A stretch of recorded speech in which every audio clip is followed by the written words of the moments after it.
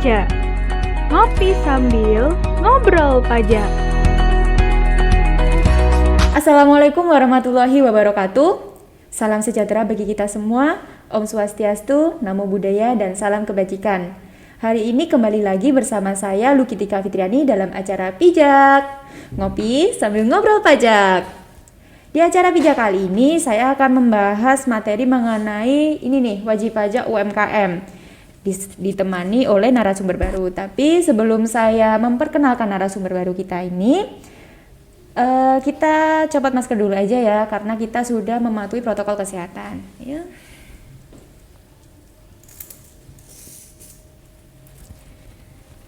Oke, saya langsung aja ya perkenalkan narasumber kita. Ini ada Mbak Nanda Putri Aprianti SAK. Halo Mbak Nanda. Halo Mbak Luki, selamat pagi. Oh ya, pagi Mbak. Gimana kabarnya? Alhamdulillah sehat. Oke, saya mau memperkenalkan Mbak Nanda secara singkat aja ya kepada teman-teman. Nah, Mbak Nanda ini adalah seorang lulusan sarjana akuntansi yang sudah bergelut di dunia perpajakan ya Mbak, kurang lebih 6 tahun ya. Iya, betul. Oke, jadi pastinya ini sudah terlalu dalam menggali perpajakan, jadi paham ini. Masih belajar ya Mbak Luki. Oh, oke ya, merendah ya Mbak ya. Tetap rendah diri. Oke, nah Mbak, saya mau bertanya mengenai wajib pajak UMKM nih. Karena kan akhir-akhir ini banyak sekali nih UMKM yang bermunculan. Karena ya dari pemerintahnya juga ini mendorong orang-orang buat berwirausaha untuk menaikkan ekonomi Indonesia ya. Nah, itu gimana nih UMKM tuh sebenarnya artinya apa sih Mbak? UMKM dari segi mana dulu Mbak Luki? Apa dari segi undang-undang UMKM atau dari segi perpajakannya? Dari segi perpajakan aja deh Mbak, soalnya kan kita bahas pijak nih ya. Tapi sebelum kita masuk ke materi, silakan diicipin dulu Mbak kopinya. Terima kasih. Belum afdol Mbak kalau belum ngopi. Ya.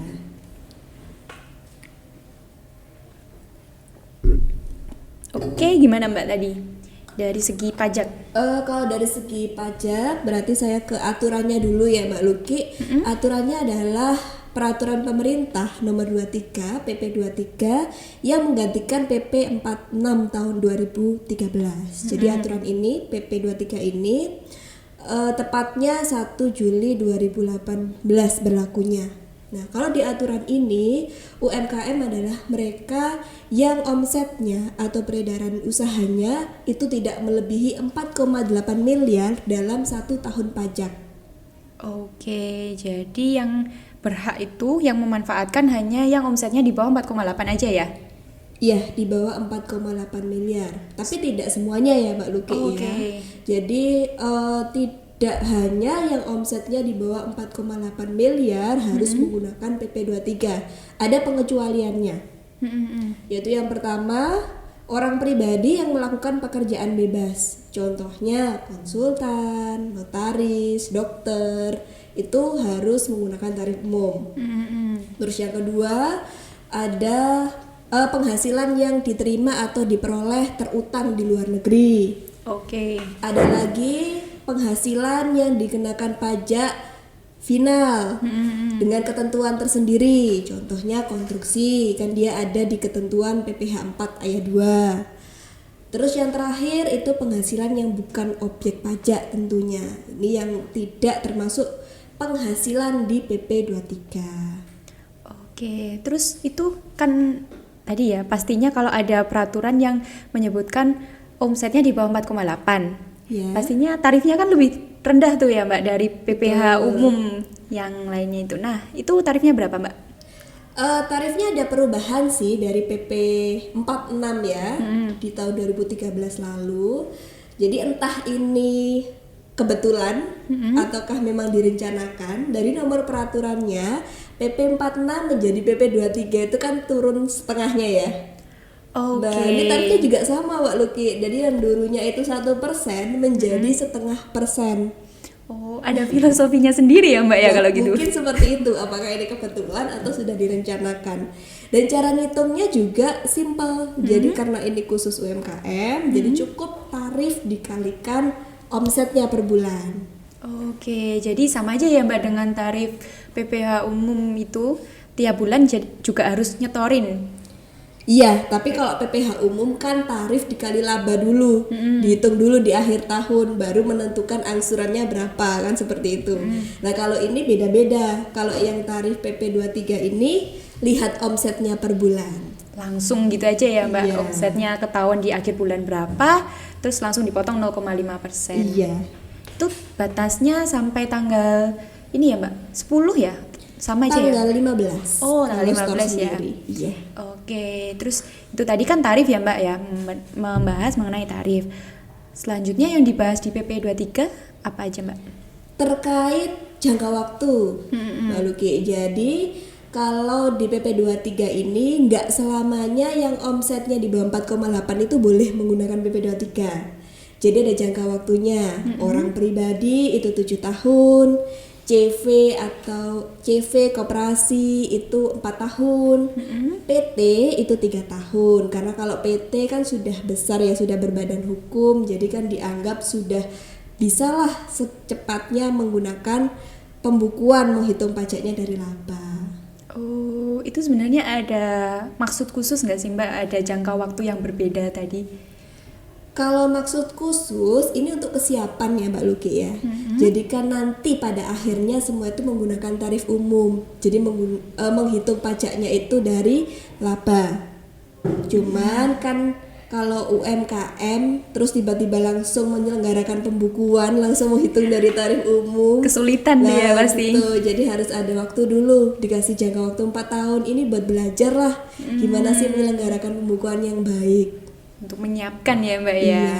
Nah ini nih Mbak, kalau kan tadi 2018 ya mulai berlakunya yang PP23. Kalau ada perusahaan yang berdiri tahun 2019 itu tadi, bisa nggak memanfaatkan PP23 itu tadi? Bentuknya apa dulu? PT misal, Iya. ya, jangka waktunya tadi kan 3 tahun aja kan Mbak ya. Nanti tahun 2020 kemarin harusnya udah nggak bisa pakai PP23. Tapi kalau 2019 itu gimana Mbak? Itu tergantung Mbak Luki. Jadi bukan berarti jangka waktu itu dihitung dari berlakunya PP tersebut.